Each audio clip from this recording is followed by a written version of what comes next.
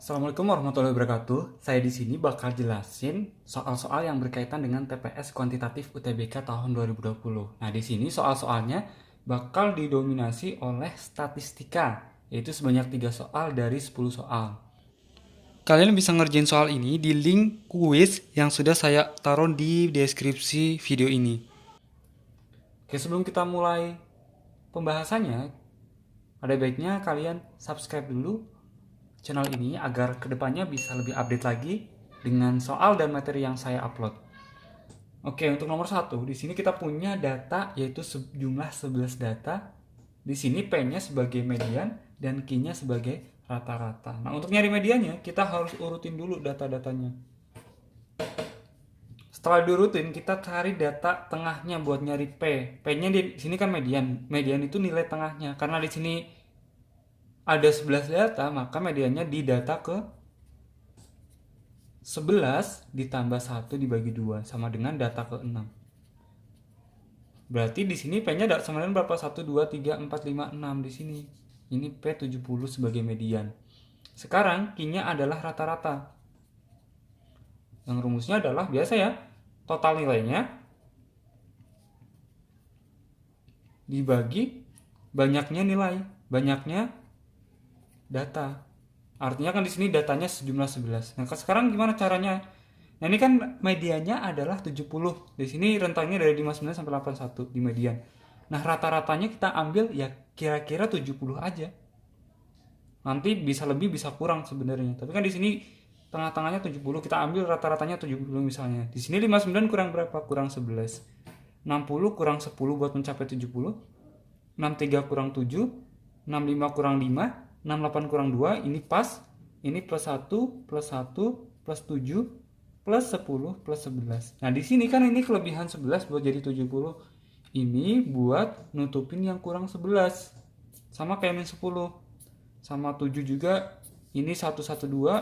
Berarti ini sebenarnya rata-ratanya adalah 70 tapi masih kurang 5. Kurang 5 dari berapa? Dari 11. Artinya di sini kita bisa lihat jelas. P-nya 70, Q-nya adalah 70 kurangi 5/11. P lebih besar dari Q. Karena 70 kurangi sesuatu pasti lebih kecil dari 70 kan. Oke, lanjut ke nomor 2. Di sini kita punya 6 data. Misalin aja 6 datanya itu adalah A, B, C, D, E, F. Nah, di sini 2 dari 6 data tersebut dijumlah dan menghasilkan angka-angka seperti soal di samping. Nah, di sini maksudnya 2 dari 6 data dijumlah tuh maksudnya gimana sih sebenarnya? Ya ini misalnya A dijumlah sama B. Ini data-data itu tuh ini A plus B, data dari penjumlahan A plus B, A plus C, A plus D, A plus E, A plus F, dan seterusnya. Ada 15 data. Nah, sekarang artinya kalau misalnya kita jumlahin semua data itu, ya ini jumlahin ini. A-nya itu ada berapa di sini? 1, 2, 3, 4, 5. 5 kan ya? Ini maksudnya gimana sih sebenarnya? Kan di sini ada 2 angka, di 2 data dijumlahin. Ini data ke 1. Kita misalin itu adalah data ke satunya adalah A gitu ya. Artinya kan ini ada satu kemungkinan gitu ya untuk A. Nah, di sini data kedua itu ada berapa? Kan total datanya ada 6, udah dipakai 1. Berarti di sini ada sisanya 5 kemungkinan.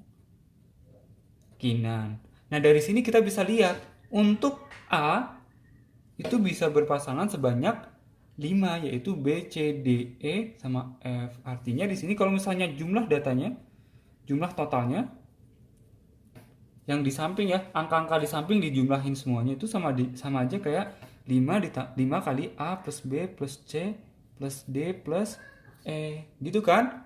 Karena ini masing-masing A berpasangan sama 5 data. B, C, D, E, F. Sama kayak B berpasangan dengan A, berpasangan dengan C, berpasangan dengan D, berpasangan dengan E dan F, dan seterusnya. Sama juga C, D, E juga plus F ya, juga berpasangan sama 5 data yang lain. Artinya ini jumlah totalnya itu sama dengan 5 kali jumlah total datanya. Jumlah 6 data maksudnya gitu ya. Jumlah totalnya berapa dijumlahin semuanya? 15 tambah 17 tambah 23 dan seterusnya, kita dapat 297 sama dengan 5 kali A plus B plus C plus D plus E plus F. Nah, di sini kita carinya adalah rata-rata 6 data. Rata-rata ya berarti dijumlahin semuanya, yang ini dibagi 6. Ini kan belum dibagi 6. Ya udah kita bagi 6. Karena di sini dibagi 6, di kiri juga dibagi 6. Nah, di sini apa namanya? Rata-ratanya ini 5-nya dipindah ke kiri. Artinya kan jadi di bawah ya. 297 per 6 kali 5 berapa? 30. Artinya rata-ratanya di sini ini 297. Artinya kan 300 kurangi 3 kan ya? Bagi 30. 300 bagi 30 dapat 10 kurangi 3 per 30. Ini 3 sama ininya coret. 1, 10 gitu ya. Ini 1. 1 per 10 berapa? 10 kurangi 0,1 sama dengan 9,9. Oke, lanjut ke nomor selanjutnya. Di sini Andi ikut ulangan matematika. Nilainya berapa aja? Nilainya itu adalah 60, 70, 65, 68, 75, 46, 58. Ini ada 7 kali ulangan yang diikuti. Nah, di sini buat lulus, standar lulusnya adalah rata-rata minimalnya 70. Nah, di sini kan ya kalau misalnya ini udah lulus belum? Belum ya, di sini 70 sama 75 yang udah melebihi 70. Artinya kan kalau misalnya kita rata-rata ini kurang dari 70. Nah, artinya tapi di sini ada solusi, yaitu ulangan tambahan. Tapi apakah dengan mengikuti ulangan tambahan si Andi bakal lulus atau mendapatkan nilai rata-rata minimal 70? Nah, kita coba rata-rata setelah rata-rata kan ini berarti jumlahnya totalnya 60 ditambah 70 ditambah 65 ditambah 68 tambah 75 tambah 46 tambah 58-nya di sini aja ya. 58 ditambah X-nya kan yang ulangan tambahannya dibagi 8. Ini kan harus 70. Nah, X maksimalnya berapa di sini? 100 ya. Di sini nggak boleh lebih dari 100 kan, di situ juga dijelasin kan. Nilai maksimalnya adalah 100. Nah, kalau misalnya X-nya 100, mungkin nggak sih sebenarnya dia lulus ujian matematikanya? Nah, sekarang kita lihat minimal kan 70, ya udah kita ubah semua ke 70. 58 ke 70 min 12, ini min 10, ini min 5, min 2 plus 5 min 24. Ini kalau misalnya X-nya 100 berarti berapa? Plus 30 kan? Artinya di sini kita bisa tutupin min 5 dengan 5. Terus 30 sama 24 sisanya kan plus 6 ya. Plus 6-nya bisa ditutupin buat nutupin misalnya ini. Berarti sisanya berapa? Masih min 4 kan, masih totalnya. Kalau misalnya X-nya 100 pun nilainya masih kurang kan ya? Karena di sini kan masih ada, berarti rata-ratanya kan 70 kurangi sisanya 12 min 4 min 2. Min 12 min 4 min 2 kan totalnya berapa? Min 18 per total nilainya 8. Artinya rata-ratanya itu masih kurang segini. Artinya dia nggak mungkin lulus. Jawabannya dia nggak ngikut ulangan tambahannya karena udah pasti nggak mungkin lulus. Oke, nomor 4 di sini kita dikasih pola bilangan gitu ya. Di sini angka yang di tengah kotak merupakan operasi aritmatika dengan angka-angka di luar kotak. Misalnya operasi aritmatika itu apa? Tambah kurang kali bagi. Itu sama dengan bisa ditambah, bisa dikurang, bisa dibagi, bisa dikali. Nah, ini bisa kombinasi juga, bisa kombinasi. Misalnya nih, apakah 18 itu merupakan penjumlahan semua angka di luarnya? 2 tambah 7 tambah 4 tambah 8. Ini berapa totalnya? 9 tambah 12, 21. Ini kan nggak sama ya? Tidak sama dengan kan berarti kan? Artinya ini bukan pola aritmatik yang benar. Nah, harus kita cari. Mungkin aja merupakan kombinasi tambah sama kurang atau tambah sama kali. Misalnya 8 kurangi 7 misalkan ya. Ini apakah 18 sama dengan 8 kurangi 7 dikali 2 tambah 4 misalnya gitu ya. 8 kurangi 7 1 kali 2 tambah 4 6 sama 6. Beda ya? Nggak sama kan ya? Artinya pola ini juga salah. Nah, ini sebenarnya coba-cobanya kayak gitu. Nah, kita dapat 8 min 2. Pola yang benar ya, 8 min 2 kali 7 min 4. Atas kurangi bawah dikali kanan kurangi kiri. Sama dengan, ini 18 ya? Sama dengan benar nggak 18 hasilnya? 8 min 2 adalah 6 kali 3. Benar kan 18 kan ya? Sama. Nah, kita harus cocokin juga dengan pola yang kedua, gambar yang kedua. Apakah sama? 4 kurangi 2. Yang ini ke 1, sekarang yang kedua. 4 kurangi 2 dikali kanan kurangi kiri ya, berarti 3 kurangi 10 sama dengan 2 kali min 7 sama dengan min 14. Benar kan? Dua-duanya benar, artinya yang ketiga juga harus ikut pola yang sama. 3 itu berarti 7 kurangi 4 dikali berapa? 5 kurangi 8 itu sama dengan X ya. X nya berarti sama dengan 3 kali min 3 sama dengan min 9.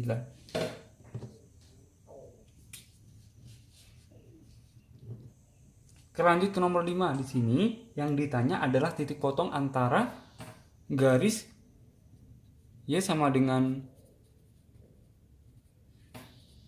X min 3 dengan fungsi kuadrat kan ya?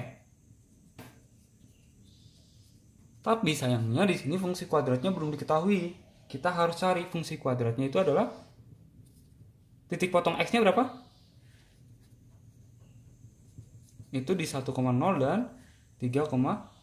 Sedangkan titik sembarangnya atau titik lain selain titik potong X gitu ya, itu merupakan 0,3. Nah, di sini kalau misalnya belum paham tentang materi ini, kalian bisa lihat materi yang sudah saya upload di channel ini.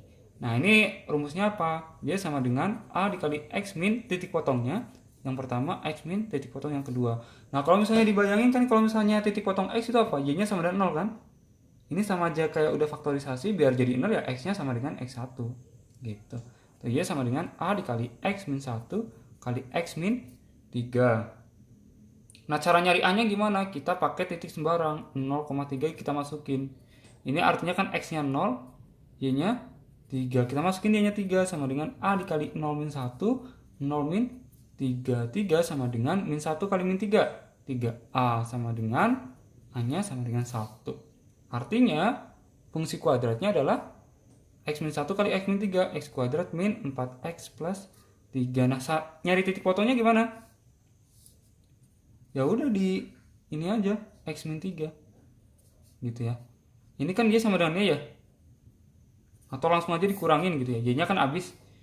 Artinya kita dapat X kuadrat min 5X plus 3 min 3 plus 6.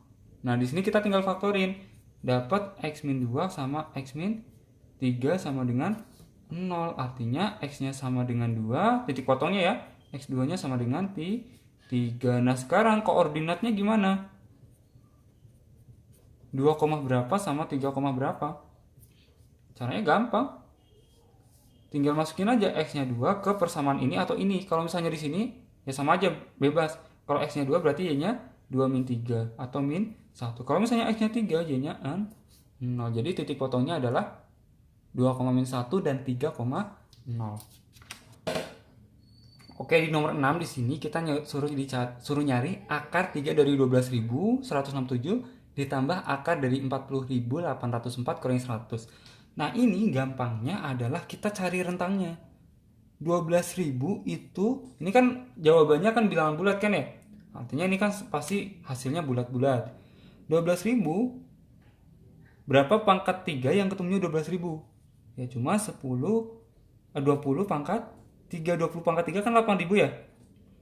Sampai 30 pangkat 3. 30 pangkat 3, 3 pangkat 3 27, 0-nya ada 3, 27.000. Berarti 12.167 itu cenderung ke akar 3 dari 12.167 itu cenderung ke 20 gitu. Ini rentangnya harus 10 biar lebih presisi. Artinya kan gini kan, ya 20-an berapa gitu ya. Nah, kita cari angka belakangnya sama 7. Ini misalnya nih 22 pangkat 3. Angka belakangnya berapa? Angka belakangnya itu sama dengan 2 pangkat 3 aja. 2 pangkat 3 kan 8. Nah, kita nyari yang 7. Nah, kita cari lagi selain 22, yaitu 23. Karena di sini angka belakangnya 3 pangkat 3 adalah 7 kan. 3 pangkat 3 itu 3 kuadrat itu 9. 9 kali 3 udah 7, belakangnya 7. Artinya kita pilih 23. Karena ini lebih cenderung ke 20 ya. Berarti ya jawabannya ini. Nah, sekarang yang ini juga sama. Ini pangkat 2 kan. Berapa pangkat 2 yang ketemunya 40.000? Ya 200. 200 pangkat 2 itu 40.000. Kan udah deket banget sama 200 ya. Nah, kalau misalnya 210 pangkat 2 44.100. Kan gitu. Artinya di antara 200 sampai 210. Nah, ini yang ketemunya 4 belakangnya, yaitu 202 kan. Selain 202 bisa juga 208, tapi ini kan cenderungnya ke 40.000. Atau 208 kan sebenarnya 8 kuadrat kan 64, belakangnya 4 juga. Cuma ini lebih condongnya ke 200. 200 kuadrat kan 40.000 kan. Sedangkan 210 kuadrat itu 44.000, jauh kan sama ini. 40.804. Artinya kita pilih yang 202. Artinya total nilainya adalah 23 ditambah 202 kurangi 100 sama dengan 125. Oke, lanjut ke nomor 7. Di sini kita punya murid laki-laki dan perempuan dalam suatu kelas. Dengan murid laki-lakinya berapa? Itu adalah 5/7 totalnya ya. Misal totalnya 14 berarti laki-lakinya 10 gitu. Maksudnya 5/7 kali 14. Sedangkan perempuannya kan nggak diketahui. Tapi kalau misalnya total muridnya kan laki-laki sama perempuan. Laki-lakinya 5/7 berarti perempuannya sisanya 2/7. Karena di total kan 1 ya. 1 bagian ya totalnya kan. Nah, sekarang diketahui juga 2/5 dari laki-laki berambut lurus. Laki-laki yang berambut lurus ya, itu sama dengan 2/5 dari laki-laki. Bukan 2/5 dari total, tapi 2/5 dari laki-laki. Laki-lakinya berapa? 5/7 total. Nah, ini 5 sama 5 nya habis, sama dengan 2/7 dari total kan. Ini laki-laki yang berambut lurus adalah 2/7 bagian. 2/7 dari total. Nah, sekarang diketahui juga total yang berambut lurus laki-laki dan perempuan ya. Total yang lurus itu adalah 6/14, atau ini bisa dibagi 2 jadi 3/7. Yang ditanya adalah perempuan yang berambut tidak lurus. Nah, sekarang kita cari dulu perempuan lurusnya aja. Nah, di sini kan totalnya 37 yang lurus. Nah, sedangkan laki-lakinya itu 2/7. Artinya yang lurus dari perempuan itu adalah 3/7 kurangi 2/7 sama dengan 1/7 bagian. Nah, di sini perempuan lurusnya adalah 1/7 bagian. Yang tidak lurus berapa? Yang tidak lurus kan perempuannya adalah 2/7. Yang lurus itu 1/7, berarti yang nggak lurus ya total perempuannya ada 2/7 kurangi yang lurus itu 1/7. Artinya yang nggak lurus adalah 1/7 juga. Tapi di soal nggak ada 1/7. Kita bisa ubah 1/7 itu bisa dikali 5/5 sama dengan 5/35. Lanjut nomor 8. Di sini kita punya 9 orang.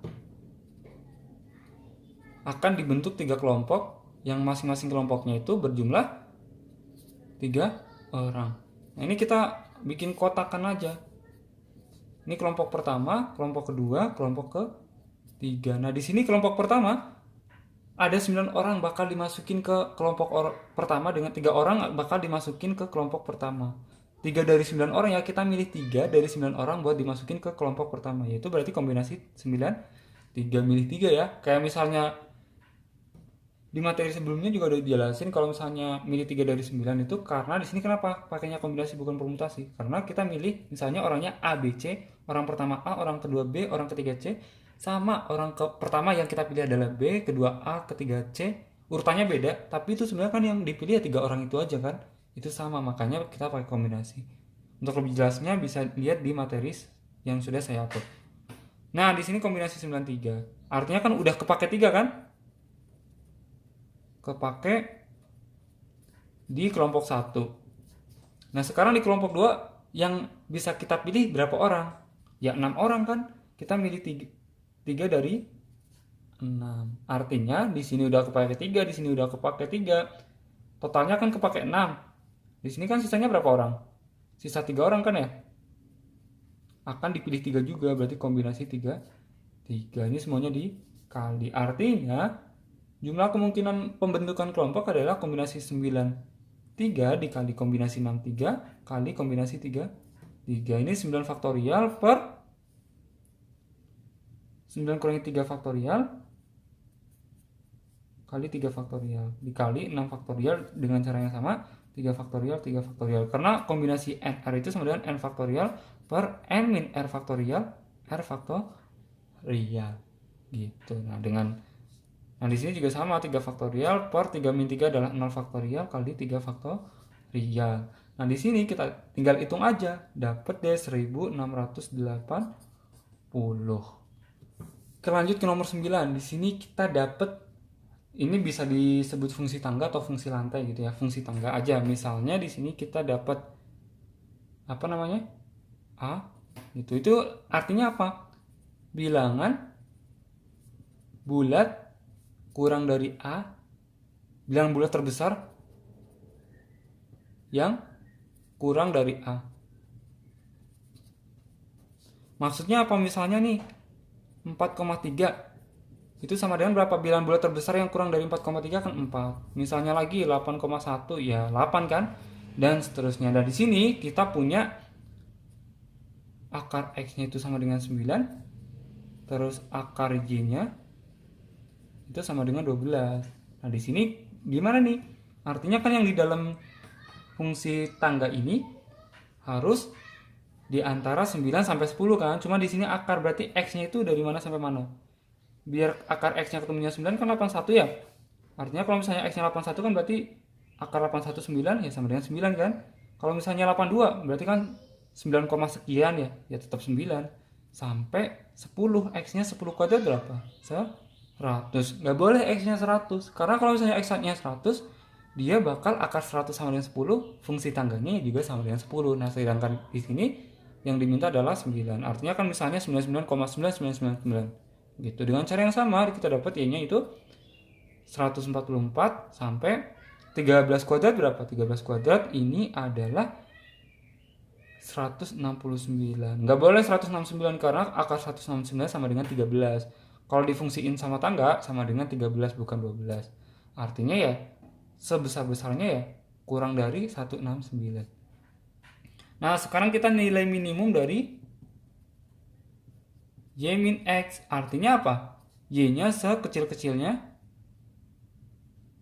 Kita nyari Y-nya yang paling minimum dan X-nya itu yang paling maksimum. Sekarang Y minimumnya berapa?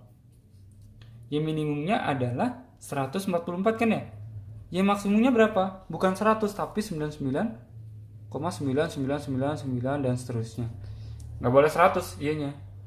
Tapi di sini kan fungsi tangga 144 kurangi 99,9999 ya berarti sama dengan 44,0000 dan seterusnya ya 001 misalnya. Nah, ini bilangan bulat terbesar yang kurang dari 44,0000 ini ya sama dengan 44. Jawabannya itu. Nah, sekarang kita udah sampai di nomor terakhir. Di sini kita dapat 29 pangkat 3 kurangi 24 pangkat 3 per 29 kuadrat ditambah 29 kali 24 ditambah 24 kuadrat. Ini kita harus ingat A pangkat 3 min B pangkat 3 itu sama dengan apa? A pangkat 3 min B pangkat 3 itu sama dengan A min B kali A kuadrat tambah AB tambah B kuadrat.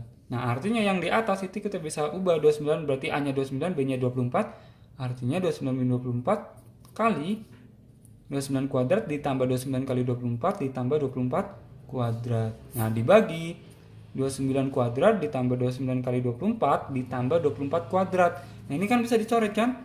Sama kan 29 kuadrat dan seterusnya. Artinya kita sebenarnya nyari 29 kurangi 24 sama dengan 5. Gitu.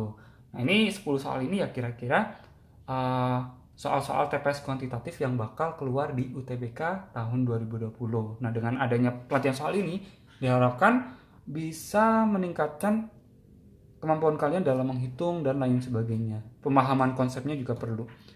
Oke, mungkin segitu dulu. Ditunggu aja video materi dan juga pembahasan soal kuis selanjutnya. Nah, soal kuis ini sebenarnya udah saya taruh di link deskripsinya. Nah, silahkan dikerjain bagi yang mau ngerjain. Semoga kalian sukses di UTBK tahun 2020.